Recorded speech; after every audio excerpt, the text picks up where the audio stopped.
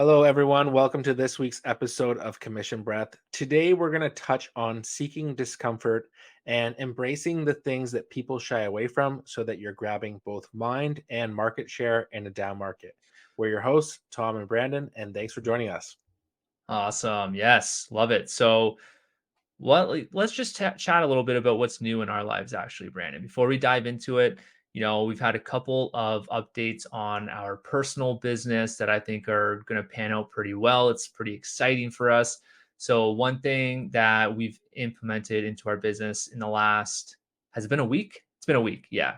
We launched our first episode of our new podcast called Financial Independence Talk. So, FI Talk, and it's all centered around financial independence, and it's of course geared towards the end consumer. So it's for our own personal mortgage business, and we figured, we're doing podcasting here for you guys, where we'd like to think we kind of got the hang of it, so why not apply the somewhat skills that we've acquired here and put it towards something else for our mortgage business.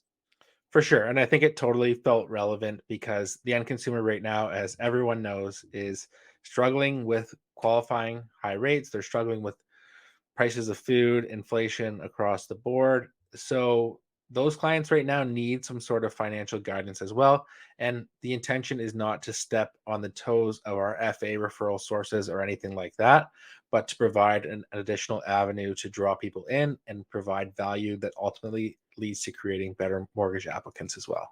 Yeah, exactly. Because we were kind of toying with the idea of social in general, because I went through it back in the day. I kind of put it in the back burner, and now we're revisiting it. And we just we're tired of the same old mortgage content you see out there. Maybe it's because we follow and have so many mortgage broker friends. But the last thing I want to do is pump out content on like fixed versus variable, 25-year versus 30-year AM. I actually just did a video on that. Oh, yeah, that But I'm tired of it, man. So that's for why we sure. came up with this. Yeah. Yeah, the idea is just to bring something new and different, fresh perspective, and we're having fun with it. Also, both of us are passionate about financial independence for ourselves, and we're building that machine. So why not share the journey with everyone else as well? I think that's the So key. Yeah, you gotta be passionate about it, because, like, if you're a mortgage broker and you love going into the details of everything, then maybe you will enjoy doing something like that. So it's gotta be something that you'll sustain doing. 100%. So let's dive into today, though. We were talking about this. We just did another recording and we scrapped it because we didn't feel that it really spoke to where we were at in our journey right now. Um, And so we wanted to talk about something that's been really motivating for us in each of our careers, pre-mortgage and now within mortgages. And I know that if other people do it, it will lead to new business. And that's the idea of seeking discomfort. So making things hard so that the work feels easy. Agreed. So, there's really three different kinds of getting out of your comfort zone. I think we can really boil it down to being physical, mental, and emotional. So, we're going to kind of go through a couple examples of each personal experiences, and then how we can tailor that towards the mortgage business and set yourself apart from others who are definitely veering away from doing what's required to really build your business in this market. So, starting off with physical, I would say a physical challenge and discomfort that I've gone through in the past year and a half has been jujitsu. I love jujitsu, but some days I don't feel like going and getting choked and tapped out, because I'm not the best there. That is for sure. And you got to really put your ego aside at the door.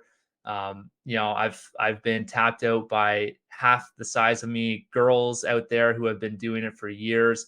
You got to put your ego aside. You got to get out of your comfort zone and know that, at the end of the tunnel, you're getting better. It's good for you physically, mentally. I love it, and I can't be happier joining jujitsu, and I'm just going to keep doing it, even though some days I don't feel like going through it. Yeah, for sure. I think that's a big one because you're literally signing up to get your ass kicked. Yeah. And I'm doing that right now. I was having drinks with a buddy and he signed me up for a half marathon. And if you're on video, I'm not a runner, but in 2 weeks, I have to do it. So I've been training and I don't ever feel like going for a run. But like this weekend, we were up at the cottage and, the night before we had some beverages. I woke up in the morning, I ran 14K, and at the end, I felt pretty good. I felt like I had a big check mark on my day, and it just kind of set the tone for the rest of the day, even though it was supposed to be some R&R. Yeah, that's another thing too. I mean, it's kind of off topic, but like the feeling you get after exercise, like I know everyone knows this, but like that's why they call it a runner's high. The endorphins you get from it. Man, I just had a workout before this podcast. I'm pretty fired up. Like I'm feeling good. And I Yeah. think maybe you do that before your calls. Go for that 14K run. Don't be your calls. Puff and puff. I actually took a realtor call on one of my runs because she kept calling, and I'm like, finally, I'm like, fuck. So I just answered it, I'm and on she's like, 7K right now. I got to she's answer. like, "Are you okay?" I'm like, "I'm running," and she's like, "That doesn't sound like you." That doesn't sound like you're good. I'm like, I'm like, "Why don't you talk? I'll listen, and then I'll give you a quick Cole's note answer and call you back later." So it worked out. We had a good laugh about it, but yeah, that kind of physical pushing yourself, it makes the other stuff feel a lot easier. It does give you that bit of lift and that high, and I think ultimately it just you get that right, your head gets right, the rest of the day just starts to fall into place.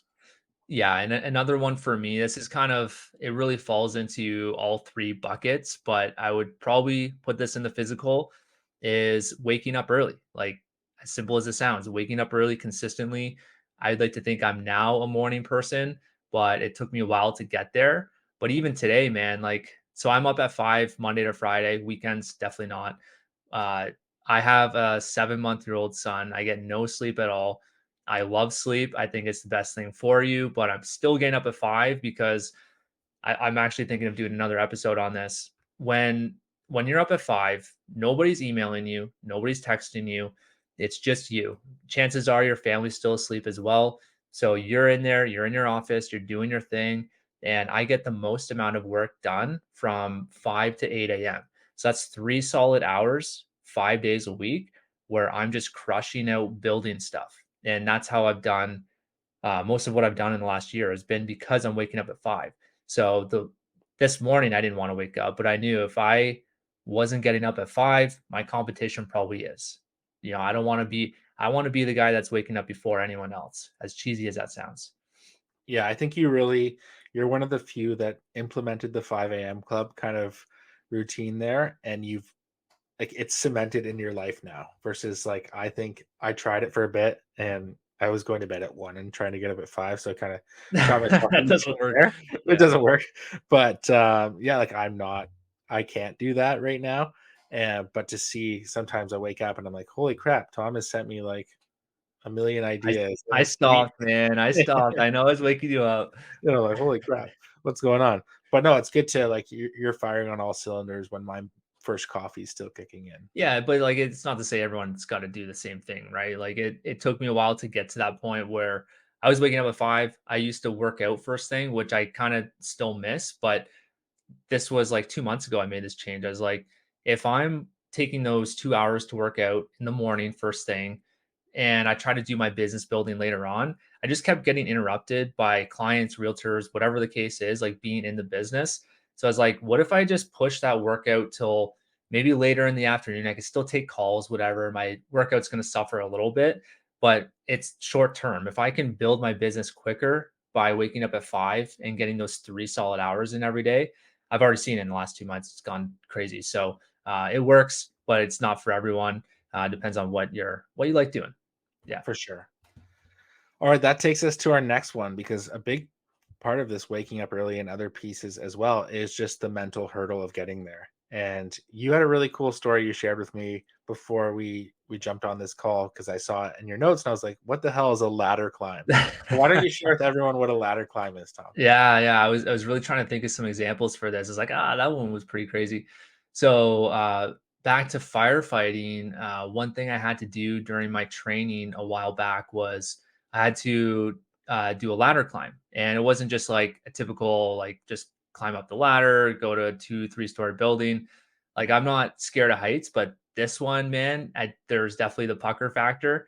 I was up, so our aerial ladder goes up to 110 feet, including the truck itself. So that's straight up vertically. So you could picture like an aerial fire truck, ladders extended full. We had to climb up the ladder without being like secured in. Like we had a ladder belt, but you can't have it. You're not going to go up and clip it to every rung because it's going to take you forever to get up there. So you only clip it at the top, and so you got to climb the whole thing. You can picture a 10-story building is how high it typically goes. So you got to go to the top, clip in, do a leg lock, which is you're kind of like weaving your leg into the rung. And you got to like look backwards, look down to the ground, and just radio to the officer on the ground and tell them what you see on the ground. Like they put a little like pylon or whatever. So that was like one thing that I knew I had to do during training that I was like really dreading. But one thing that was cool about it was like when you're done, you feel like you can do anything. And I always think back to that moment because like, man, if I don't want to make a phone call today, like, would I rather like go climb that ladder today? Probably not. I'd rather make 10 calls or whatever it is. So I always look back to like what was a moment that was really, really hard to do. And that was one of them. And it just makes things be into perspective and a lot easier to do. For sure, and, like, that sounds fucking terrifying to me right now. Just like, I took my daughter to a little, like, trampoline park the other day, and they had this thing you climb up, and they got to the top, and I was like, "Holy fuck, like, can you let me down?" So I would never be able to do that, so kudos to you. But I think it's true, like, that mindset and mental piece of climbing up also, like, you can now think, okay, if I don't want to do these steps, then I have to go back to doing X. And, I don't know how often you want to be up that high. Yeah, not often. Yeah, I'd rather be down in my office making phone calls. So, So my mental one came a lot from making phone calls as well. And I knew that kind of what happened is I had got my license. I've told you all this before, where I knew that I had to kind of give up the farm and go all in on my business. But I realized that like the time that I had held my license, I hadn't put enough gas on the fire. And so I really wanted to speed that up. But I was like, how do I give myself the kick in the pants, proverbially, to do it? So I pushed, we have like in our living room, we have this coffee table like everyone has. I pushed it off to the side. I threw a pillow and a blanket on the hardwood floor. And I told the house, I'm like, this is where dad's sleeping until he hits his sales goal. And, Levia, she's like, you're a fucking idiot. Like every day she says it, but it worked. Like I got up and I was looking back because at that time, I just had a spreadsheet and I put the date and I typed everything I did that day. And I just made sure like my length was consistently growing. And it was like tons of calls, tons of floor slides booked. And it really scaled my business. I hit my goal faster than expected. So I didn't have to sleep there for as long as I was thinking. It was still pretty long.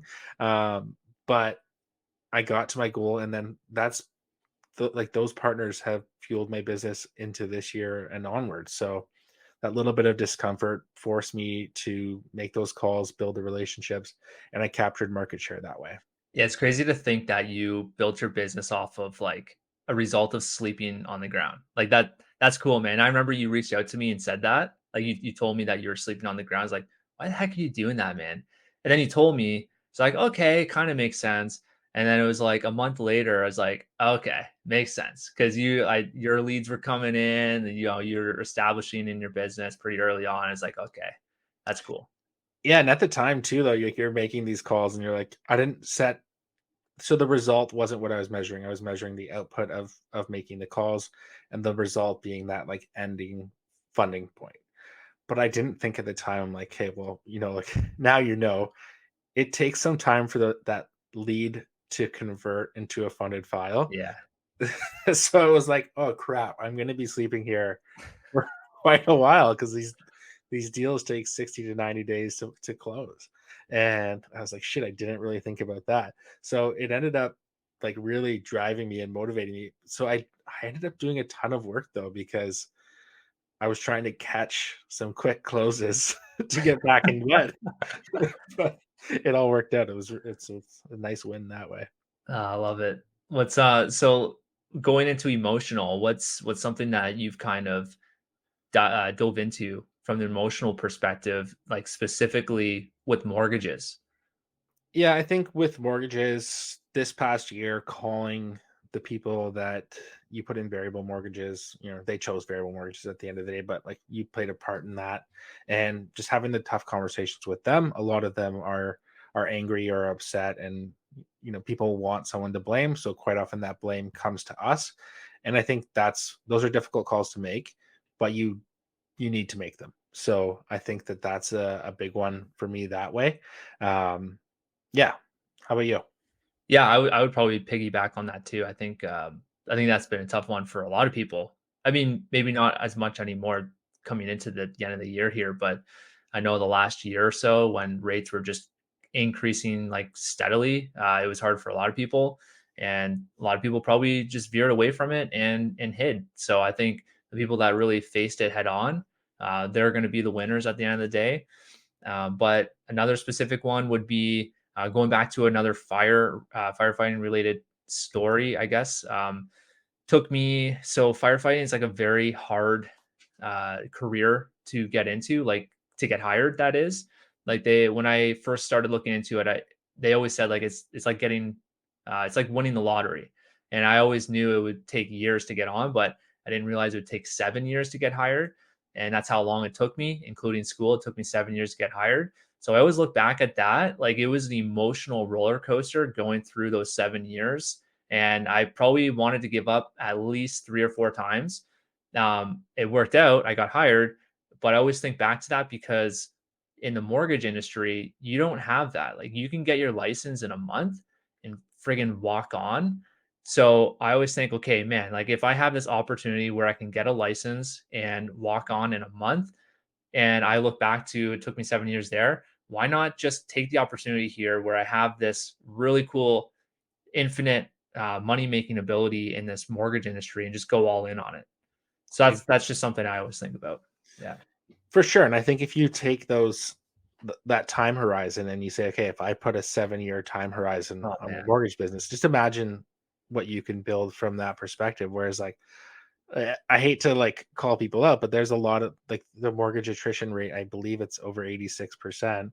Like, there's a lot of people who just get their license and quit, Is like, it that high? yeah, 86? I think so. Damn. Someone listening will probably correct me, and please do.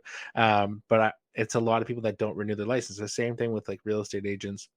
They get in, they realize, holy crap, it's harder than it looks. There's a cost to keeping the license, and they just move on. But realistically, if you were to just make yourself uncomfortable, dig deep, try a few of these things. Like, you don't have to sleep on your floor. You don't have to climb a 110-foot ladder, but find the things that are uncomfortable for you. Maybe it's recording yourself on a video for Yeah. social media. Maybe it's reaching out to a local like dads or moms group in your area. Picking up Maybe, speaking, like, yeah, I was just gonna say that public speaking, that's a huge one for people. Maybe it's something like that. Going to Toastmasters, presenting at a local business, BNI group or whatever. Yeah. exactly, and you don't have to start. You don't have to like jump into the deep end and see if you can swim. Pick something that makes you a little bit uncomfortable today, and then like turn the heat up a bit, make it a little Yeah. bit harder the next week, and then from there, like even something like starting a podcast, a little bit uncomfortable at first. Now we're feeling pretty confident in the process and still learning, obviously, and going to get better, but we're doing it week after week because we started. I think there's a lot of things in life where you just have to rip the band-aid off and get into the cold water, and then you realize that it's not that bad. Yeah, and one piece I would add to that too that I always think about is like what would I not want my competition to do? And this kind of comes back to the collab not even collaboration versus competition, but I always think like in the eyes of like if I don't want to be beaten by the rest of or if I just go back to like my competition, if I know they're doing this, this, and this, and that's going to far exceed their performance, and I don't want that to happen, then maybe I should be doing those things. Like if you thought, okay, if this top broker starts calling 100 people a day, they're probably going to get business. So why don't I just start doing that? I don't know if Exactly. that comes out right, but that's what I always think in my head. For sure. I think it does make sense. And you can also reframe that and say, okay, what are the things that like those people aren't doing? And what's the edge that way? And then that's the thing that people are doing the easy stuff. Everyone's posting something to social media, like they're posting the little pictures with the write up below. Yeah. A few people are pushing it further with the videos and stuff and whatnot. But like there's there's a lot of things we all know that if you were to like reflect on it and coach yourself and you said, "Okay, I need you to grow your business by 10 million right now." You could tell yourself three things right now that if you did it, it would work. But there are going to be things that are uncomfortable and day to day you don't actually want to do it. And that's where you need to start and force yourself there and just seek discomfort. Yeah, 100%. Seek discomfort. Let's go. If anyone has something that they have thought about doing that is out of their comfort zone, but they haven't got to it yet, and you do end up going to it and accomplishing it after listening to this episode, we would love hearing about it. Send us a DM on Instagram. And yeah, we'll close it out with that, buddy. Yeah, for sure. Also, if you've done something obscure and weird to motivate yourself, please share that with us as Yeah, well. We always love those stories. yeah, we love that. Oh, and well, I'll do a hard ask here. Please rate and review. We never ask people, so I'm gonna ask. Please give us a rate and review. I think on Spotify you can only rate it. I don't know if you can do a review, but if it's Apple Podcasts, whatever, toss in a review there if you like our stuff, of course, and we greatly appreciate it. Yeah. Have a great week, everyone. See you guys.